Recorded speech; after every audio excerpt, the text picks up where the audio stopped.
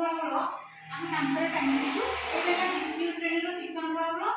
ଦ୍ୱିତୀୟ ଶ୍ରେଣୀର ଏଇ ବର୍ଷ ପାଇଁ ସେଇ ଦ୍ୱିତୀୟ ଶ୍ରେଣୀରେ ଯେଉଁ ଶିକ୍ଷଣ ଫଳାଫଳକୁ ପିଲାମାନେ ଆଚିଭ୍ କରିବା ଦରକାର ସେ ସବୁ ଏଥିରେ ଲେଖା ହେଇଛି।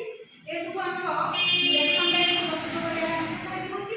ଆଉ ଯେତେବେଳେ ଏଇ ଶିକ୍ଷଣ ଫଳାଫଳକୁ ଆମେ ଦେଖୁଛୁ ସେଇଥିରୁ ଆମେ ଜାଣିପାରୁଛୁ ଯେ ଏଇ ବର୍ଷ ଆମକୁ ଏଇ ଦ୍ୱିତୀୟ ଶ୍ରେଣୀ ପାଇଁ ଏଇ ସବୁ ଶିକ୍ଷଣ ଫଳାଫଳକୁ ପିଲାମାନଙ୍କ ଭିତରେ ଉପଲବ୍ଧି କରାଇବାର ଅଛି। ସେଥିପାଇଁ ଶିକ୍ଷଣ ଫଳାଫଳ ପୋଷ୍ଟରଟି ଆମକୁ ସବୁବେଳେ ମନେ ପକେଇ ଦିଏ ଯେ ଗଣିତରେ ଆମେ ଏଇ ଦକ୍ଷତାକୁ ହାସଲ କରିବୁ, ଭାଷାରେ ଆମେ ଏଇ ଦକ୍ଷତାକୁ ହାସଲ କରିବୁ। ଏଇଟା ଆମକୁ ସେଥିପାଇଁ ସାହାଯ୍ୟ କରେ। ଆଉ ଏପଟେ ଆମେ ଲକ୍ଷ୍ୟ ପୋଷ୍ଟର ବି ସବୁ କ୍ଲାସ ମାରିଦେଇଛୁ। ଏଇଟା ହେଲା ପ୍ରଥମ ଶ୍ରେଣୀ ପିଲାଙ୍କ ପାଇଁ ଲକ୍ଷ୍ୟ ପୋଷ୍ଟର। ପ୍ରଥମ ଶ୍ରେଣୀ ପିଲାଙ୍କର ମୌଖିକ ଭାଷାରେ କ'ଣ କ'ଣ ଦରକାର, ନିଜର ଆବଶ୍ୟକତା ଓ ପରିବେଶ ବିଷୟରେ ଶିକ୍ଷକ ଓ ସାଙ୍ଗମାନଙ୍କ ସହିତ କଥାବାର୍ତ୍ତା କରେ। ସେମିତି ଅନ୍ୟ ଗୁଡ଼ା ଦେଇଛି ପଠନର ବି ଲିଖନର।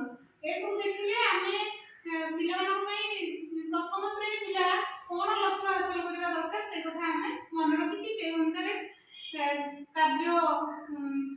କାର୍ଯ୍ୟକ୍ରମ କରୁଛୁ। ଆଉ ପାଠ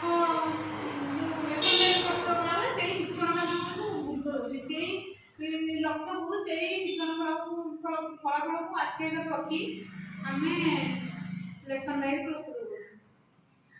ଏଇଟା ହେଲା ବାଲବାଟିକା ପିଲାମାନଙ୍କ ପାଇଁ ଲକ୍ଷ୍ୟ ପୋଷ୍ଟର। ଏଇ ଲକ୍ଷ୍ୟ ପୋଷ୍ଟରରେ ବାଲବାଟିକା ପିଲାଙ୍କ ପାଇଁ କ'ଣ କ'ଣ ଆମେ କରିବା ଦରକାର ସେ ସବୁ ଆମେ ଦେଖୁଛୁ ଏବଂ ସେଇ ଅନୁସାରେ ଶିକ୍ଷଣ କାର୍ଯ୍ୟ କରୁଛୁ। ଏଠି ଦ୍ୱିତୀୟ ଶ୍ରେଣୀ ପିଲାମାନଙ୍କ ପାଇଁ ଲକ୍ଷ୍ୟ ପୋଷ୍ଟର। ଲକ୍ଷ୍ୟ ପୋଷ୍ଟରରେ ସେଇ ଅନୁସାରେ ଦ୍ୱିତୀୟ ଶ୍ରେଣୀ ପିଲାମାନେ କ'ଣ କ'ଣ ଆଚିଭ୍ କରିବେ ସେଇଟାକୁ ଲକ୍ଷ୍ୟ ରଖିକି ସେଇଟାକୁ ଆଖି ଆଗରେ ରଖିକି ଆମେ ଶିକ୍ଷଣ କାର୍ଯ୍ୟ କରୁଛୁ।